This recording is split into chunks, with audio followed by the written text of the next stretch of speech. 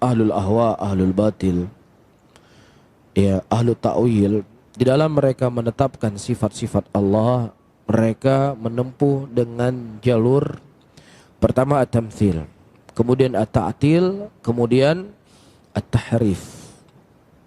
Iya. Apa maksudnya?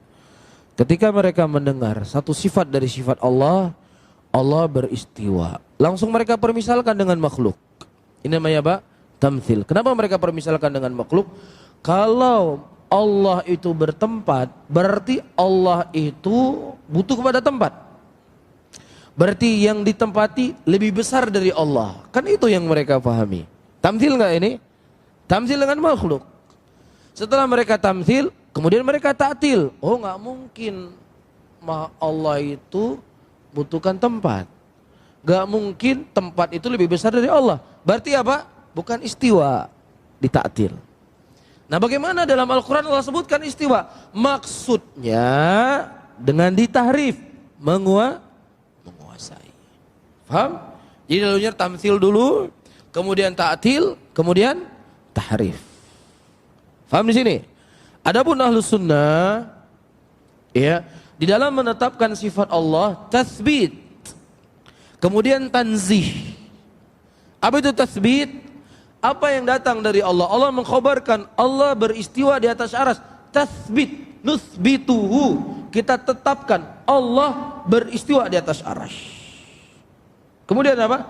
Tanzih, disucikan. Istiwanya Allah beda dengan istiwanya makhluk. Bisa difahami? Ini thariqahnya. Nah, dari apa sisi yang keterkaitan dari soal? Iya. Allah Subhanahu wa taala ketika beristiwa di atas arasy-Nya, kita katakan Allah enggak butuh kepada tempat.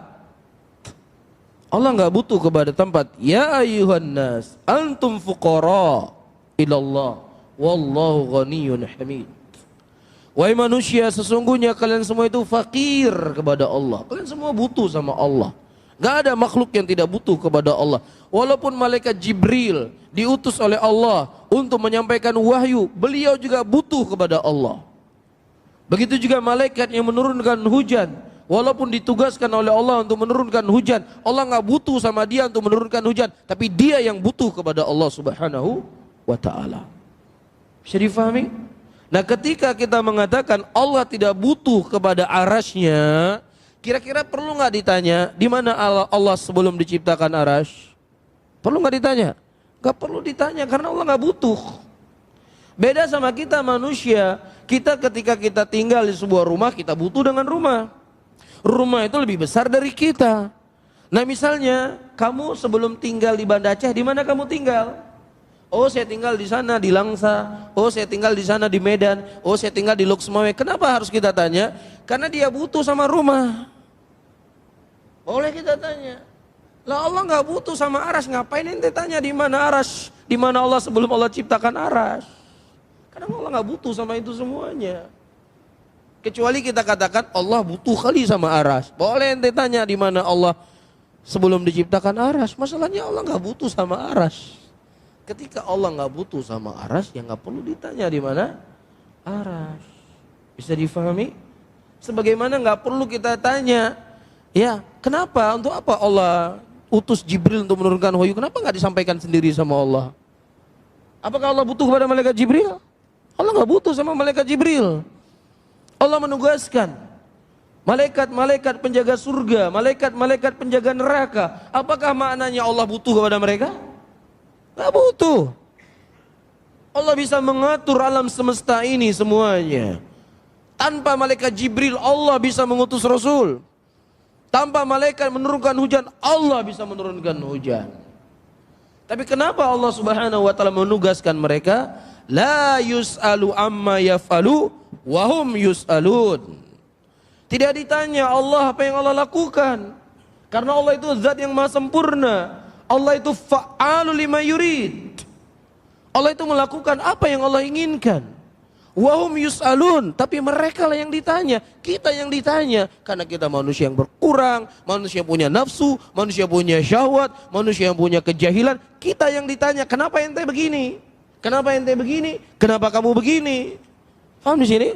Adapun Allah la yus'alu amma yaf'alu. Tidak ditanya apa yang dilakukan oleh Allah, karena Allah itu zat yang maha sempurna, fa'alul lima yurid.